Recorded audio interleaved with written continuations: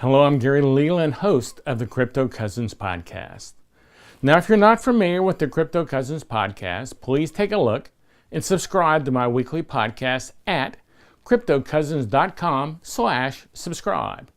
I promise you're going to enjoy all the great information and content that I provide you week after week after week, free of charge. Now, today I'm talking about basic security tips you should look at and consider using to protect your Bitcoin and cryptocurrency. Let's face it, everyone has heard stories of people having their Bitcoin or cryptocurrency stolen or taken from them. People have lost millions of dollars worth of cryptocurrencies every year, and I gotta tell you, it must be a terrible feeling, one I hope you or I never feel. Imagine going to bed one night with thousands or maybe even hundreds of thousands of dollars worth of Bitcoin or another cryptocurrency.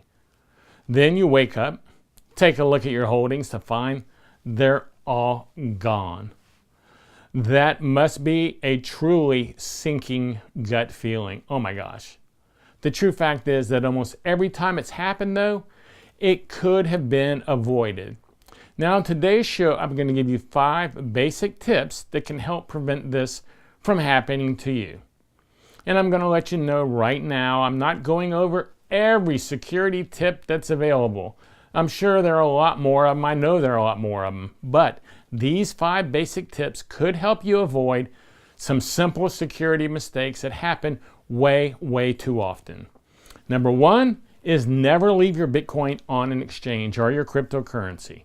Most people buy their Bitcoin and cryptocurrencies on an exchange like Coinbase, Binance, or one of the other ones, which is safe and secure, so that's cool. But then a large percentage of these same people leave their Bitcoin and cryptocurrencies on those exchanges after they made their initial purchase. In other words, they use these exchanges as their personal bank or personal vault to store their cryptos and Bitcoins, and that's not cool. That's not cool at all. Almost every time I've read an article about millions of dollars worth of Bitcoin being stolen, they were stolen off of an exchange. Let's face it, if you were a hacker trying to steal Bitcoin, would your best target be to go after someone's private wallet where they may be storing 1 or 2 Bitcoins? Or would the better target be go after a honeypot like an exchange where there are thousands and thousands of Bitcoin and cryptocurrencies just sitting there waiting for someone to take? Now you may say to yourself, I don't know how to set up a private wallet, or I don't even know how to transfer my Bitcoin off of an exchange, even if I had a private wallet. Well, you need to learn how. That's all I've got to say. It's not that hard and it's not that expensive. But if you're not willing to learn this basic security step, you may want to rethink the entire idea of investing in Bitcoin or some other cryptocurrencies. Number 2 is never use SMS two-factor authentication. SMS is like texting. You may or may not know this, but hackers are contacting cell phone carriers attempting to gain access to other people's cell phone numbers. And they can target people that they think have some Bitcoin or cryptocurrencies. The craziest thing is that they succeed at it quite often, and you will never even know they did it. They do this in hopes of maybe intercepting an SMS or a text password reset from your exchange. So if they are able to convince your cell phone carrier into doing a phone number swap or an SMS transfer, you are just sending them the password reset to your exchange when you request it from them. So never even set up SMS two-factor authenticator, ever. Tip number 3 is to use Google two-factor authenticator. Google two-factor authenticator is a free application provided by Google, of course. That's why Google's in the name of it. And it's very easy to use and super easy to set up.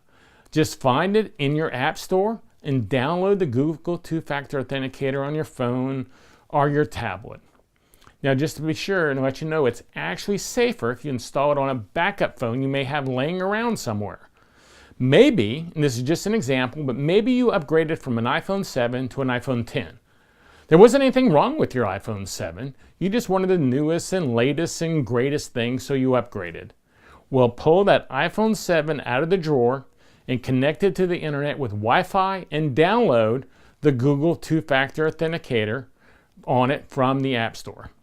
By having it on a phone that is only connected to the internet by Wi-Fi, you're just providing another layer of security, and you're also not taking a chance that you may lose your phone or have your phone stolen one night when you're out with the Google two-factor authenticator set up on it.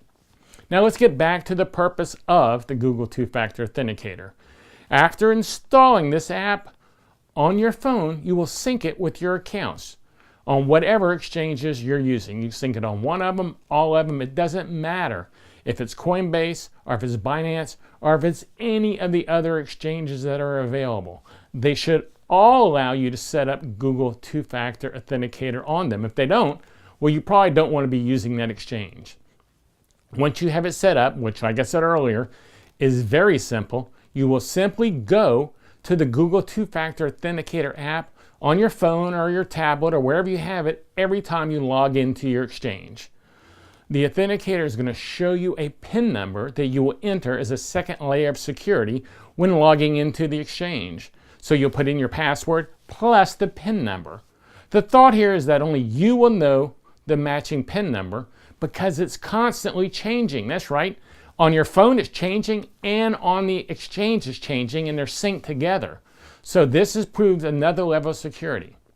Number 4 is call your cell phone carrier's fraud department and tell them you are a hack risk, and to put a priority 1 notification across all their departments stating that no one is allowed to change anything on your account for any reason unless they go into a physical location for that carrier in the city you live in. They also must know the PIN code and show identification in order to make any changes on your account at all. Now, if a hacker has all your information like your name, your social security number, your address, whatever they got from a hack they did to somewhere like Target or whatever, when they call your cell phone carrier to gain access to your phone number, their call will be transferred to the fraud department. And the fraud department will see that you are a hack risk, and they'll tell the hackers they need to go to a local location with identification and the PIN number to make any exchanges or any changes to the account.